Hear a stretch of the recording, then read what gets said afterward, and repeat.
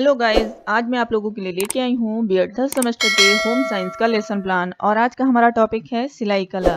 तो चलिए देखते हैं कि अपने इस टॉपिक पे अपना लेसन प्लान हम कैसे बनाएंगे। सबसे पहले हमें यहाँ लिखना है पाठ योजना संख्या नंबर। इसके बाद हमें लिखना है दिनांक। दिनांक हमारी वो होगी जिस दिन हम टीचिंग करेंगे। केंद्र का नाम वो होगा जिस कॉलेज या स्कूल में हम टीचिंग कर रहे हैं। इसके बाद आएगा विषय। विषय हमारा होम साइंस है तो यहाँ पर गृह विज्ञान लिखेंगे। इसके बाद प्रकरण लिखेंगे। प्रकरण है हमारा सिलाई कला, तो यहाँ पर सिलाई कला लिखेंगे। दूसरी तरफ हम क्लास लिखेंगे। यहाँ पे हमने क्लास 8th लिखा है, आप 6, 7, 8 जिस क्लास का आप बना रहे हो वो यहाँ पे लिख दीजिएगा। इसके बाद वर्ग आएगा, वर्ग जो आपका हो वो लिखिएगा। इसके बाद आएगा चक्र, चक्र जो आपका पीरियड चल रहा हो वो लिखिएगा। इसके बाद आएगी अवधि, अवधि 35 मिनट यहाँ पे लिखा हुआ है, आप 35 से 45 मिनट तक आप लिख सकते हैं। इसके बाद हमारी हेडिंग आ जाती है सामान्य उद्देश्य। सामान्य उद्देश्य में पहला पॉइंट लिखेंगे छात्राओं को गृह विज्ञान विषय के अध्ययन से होने वाले लाभों से अवगत कराना। सेकंड पॉइंट लिखेंगे छात्राओं को गृह विज्ञान के तथ्यों से अवगत कर उनका ज्ञान कराना। तीसरा पॉइंट लिखेंगे छात्राओं में गृह विज्ञान विषय में रुचि उत्पन्न कराना। चौथा पॉइंट लिखेंगे छात्राओं को गृह विज्ञान के माध्यम से गृह कार्यों की जानकारी देना। पांचवा लिखेंगे छात्राओं को गृह विज्ञान के माध्यम से सिलाई कला की जानकारी देना। नेक्स्ट हेडिंग है हमारी विशिष्ट उद्देश्य। उसमें हमारी हेडिंग आती है संज्ञानात्मक उद्देश्य। उसमें हमारी पहली सब हेडिंग है ज्ञान। ज्ञान में हमें पहला पॉइंट लिखना है छात्राएं सिलाई कला का अर्थ जान सकेंगी। दूसरा पॉइंट लिखेंगे छात्राएं सिलाई कला से संबंधित ज्ञान प्राप्त कर सकेंगी। नेक्स्ट हेडिंग है बोध। बोध में हम पहला पॉइंट लिखेंगे छात्राएं सिलाई कला के विषय को समझ सकेंगी तथा उसका विश्लेषण कर सकेंगी। दूसरा पॉइंट लिखेंगे छात्राएं सिलाई कला की व्याख्या कर सकेंगी। नेक्स्ट हेडिंग है अनुप्रयोग। अनुप्रयोग में पहला पॉइंट लिखेंगे छात्राओं को सिलाई कला का ज्ञान हो सकेगा तथा वे उसका प्रयोग कर सकेंगी। दूसरा पॉइंट लिखेंगे छात्राएं सिलाई कला के महत्व का मूल्यांकन कर सकेंगी। नेक्स्ट हेडिंग है भावात्मक उद्देश्य। उसमें पहला पॉइंट लिखेंगे छात्राएं सिलाई कला की उपयोगिता के विषय में लोगों को जागरूक कर सकेंगी। सेकंड पॉइंट लिखेंगे छात्राएं सिलाई कला के प्रति सकारात्मक दृष्टि उत्पन्न कर सकेंगी। नेक्स्ट हेडिंग हमारी क्रियात्मक उद्देश्य है। उसमें हमें लिखना है छात्राओं में सिलाई कला के कौशलों को विकसित कर सकेंगी। नेक्स्ट हेडिंग हमारी सहायक सामग्री, जिसमें हम लिखेंगे चौक, डस्टर, लपेट श्यामपट्ट, संकेतक, सिलाई के उपकरणों का बना चार्ट आदि। नेक्स्ट हेडिंग हमारी पूर्व ज्ञान। पूर्व ज्ञान में लिखेंगे छात्राएं सिलाई कला के विषय में सामान्य जानकारी रखती हैं।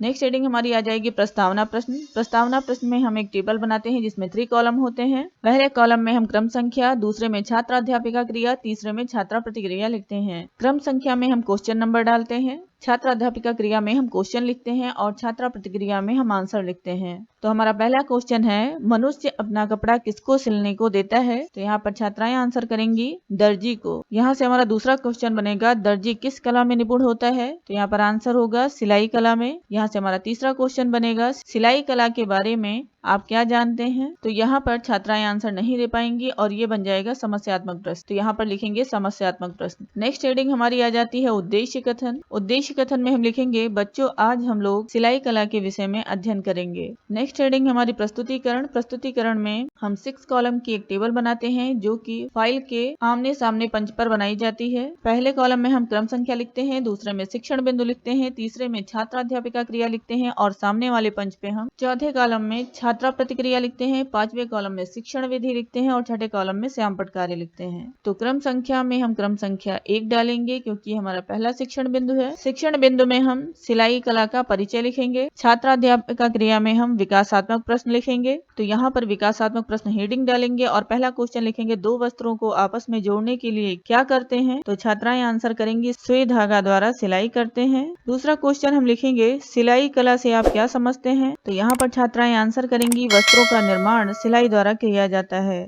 विकासात्मक प्रश्न लिखने के बाद हमारी हेडिंग आ जाती है छात्रा अध्यापिका कथन। छात्रा अध्यापिका कथन में हम लिखेंगे किसी कपड़े को नाप के अनुसार काट कर उसे सुई धागे द्वारा हाथ अथवा मशीन से जोड़ना ही सिलाई कला कहलाता है। छात्रा अध्यापिका कथन के सामने हम लिखेंगे छात्राएं ध्यान पूर्वक सुनेंगी।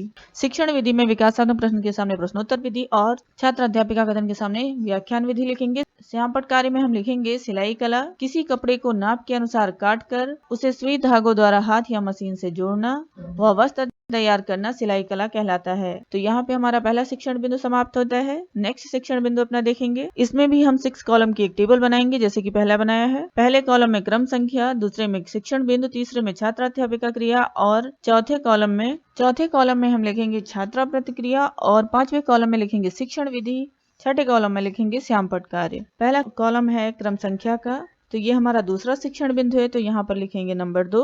शिक्षण बिंदु में लिखेंगे सिलाई के उपकरण और छात्र अध्यापिका क्रिया में विकासात्मक प्रश्न हेडिंग डालेंगे और अपना पहला क्वेश्चन लिखेंगे। कपड़े की सिलाई किससे की जाती है? यहाँ छात्राएं आंसर करेंगी सिलाई मशीन से। दूसरा क्वेश्चन हम लिखेंगे सिलाई के और कौन कौन से उपकरण हैं? छात्रा प्रतिक्रिया कॉलम में आप आंसर लिखेंगे। यहाँ पर नहीं लिखा हुआ है, आप लिखेंगे यहाँ पर कैंची, फीता, इंची टेप, मशीन आदि। छात्रा अध्यापिका क्रिया कॉलम में हम विकासात्मक प्रश्न के बाद छात्रा अध्यापिका कथन हेडिंग डालेंगे और उसमें लिखेंगे वस्त्रों की सिलाई के लिए सिलाई के उपकरणों की पूरी जानकारी होनी चाहिए जिससे सिलाई सुचारू रूप से हो सके तथा फिटिंग भी अच्छी आए। सिलाई के उपकरण कैंची, फीता, इंची टेप, खड़िया अथवा मिल्टन चौक, मशीन की सुइयां, हाथ की सुई, धागा, स्केल, सिलाई मशीन, अखबार, गुनिया, प्रेस आदि। यहाँ पे हमारा दूसरे शिक्षण बिंदु का छात्रा अध्यापिका कथन समाप्त होता है। छात्रा प्रतिक्रिया कॉलम में हम छात्रा अध्यापिका कथन के सामने लिखेंगे छात्राएं ध्यान पूर्वक सुनेंगी। शिक्षण विधि कॉलम में लिखेंगे विकासात्मक प्रश्न के सामने प्रश्नोत्तर विधि और छात्रा अध्यापिका कथन के सामने व्याख्यान विधि। श्यामपट्ट कार्य कॉलम में हम लिखेंगे सिलाई के उपकरण, उसमें लिखेंगे कैंची, फीता, इंची टेप, चौक, सुई, धागा,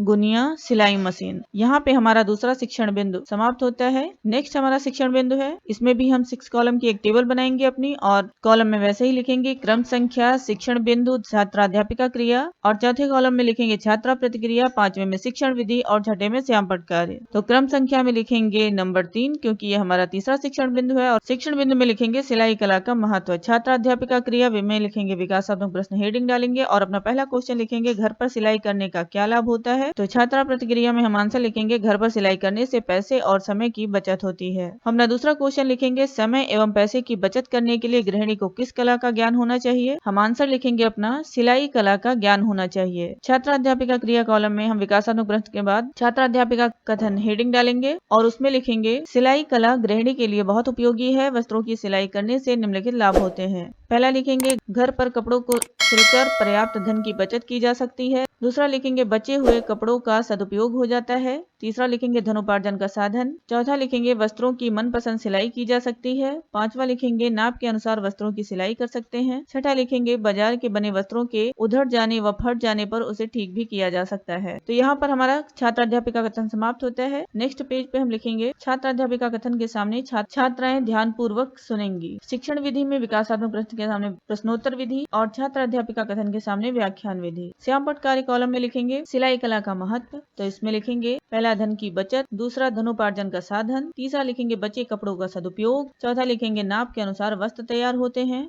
और पांचवा लिखेंगे वस्त्रों की मनपसंद सिलाई होती है। तो यहाँ पे हमारा तीसरा शिक्षण बिंदु समाप्त होता है। नेक्स्ट हेडिंग हमारी आएगी बोधात्मक प्रश्न। उसमें हम लिखेंगे पहला क्वेश्चन सिलाई में प्रयुक्त होने वाले उपकरणों के नाम बताओ। दूसरा लिखेंगे सिलाई कला का क्या महत्व है। तीसरा क्वेश्चन लिखेंगे घर पर सिलाई करने के क्या लाभ हैं। नेक्स्ट हेडिंग हमारी आएगी श्यामपट्ट कार्य। इसमें हमें क्या करना होता है, ब्लैक पेपर कट करके यहाँ पर पेस्ट करना होता है और उसमें हमें लिखना होता है दिनांक, विषय, प्रकरण और दूसरी और कक्षा, वर्ग, चक्र, अवधि। यहाँ लिखने के बाद हमें बोधात्मक प्रश्न के आंसर यहाँ पे लिखने होते हैं। पहले क्वेश्चन का हम आंसर लिखेंगे सिलाई में प्रयुक्त होने वाले उपकरणों के नाम बताओ। तो यहाँ पर आंसर लिखेंगे सिलाई में प्रयुक्त होने वाले उपकरणों के नाम कैंची, फीता, चौक, सुई, धागा, मशीन आदि। दूसरा क्वेश्चन हमारा सिलाई कला का क्या महत्व है। दूसरे क्वेश्चन का आंसर लिखेंगे सिलाई घर में करने से समय व धन की बचत होती है तथा मनपसंद वस्त्र तैयार किया जाता है। तीसरा क्वेश्चन है हमारा घर पर सिलाई करने से क्या लाभ है। तो यहाँ इसका आंसर लिखेंगे घर पर सिलाई करने से गृहिणी अपनी आर्थिक स्थिति में सुधार कर सकती है, सिलाई द्वारा धनोपार्जन भी कर सकती है। नेक्स्ट हेडिंग हमारी आएगी लेखन एवं निरीक्षण कार्य। इसमें हम लिखेंगे छात्रा अध्यापिका छात्राओं को श्यामपट्ट कार्य को उतारने का आदेश देगी तथा स्वयं कक्षा का निरीक्षण करेगी। नेक्स्ट हेडिंग हमारी पुनरावृत्ति प्रश्न। इसमें हमने पहला क्वेश्चन ऑब्जेक्टिव टाइप लिखा है। कपड़े को काटने से पहले कपड़े पर निशान लगाने के लिए प्रयुक्त करते हैं। पहला पेंसिल, दूसरा खड़िया। दूसरा क्वेश्चन हम अपना लिखेंगे घर पर कपड़े सिलने के लाभ बताइए। हमारी लास्ट हेडिंग आती है गृह कार्य। गृह कार्य में हम लिखेंगे सिलाई कला किसे कहते हैं। दूसरा क्वेश्चन देंगे सिलाई के उपकरणों का नाम बताइए। तो यहाँ पे हमारा सिलाई कला टॉपिक पर लेसन प्लान कंप्लीट होता है।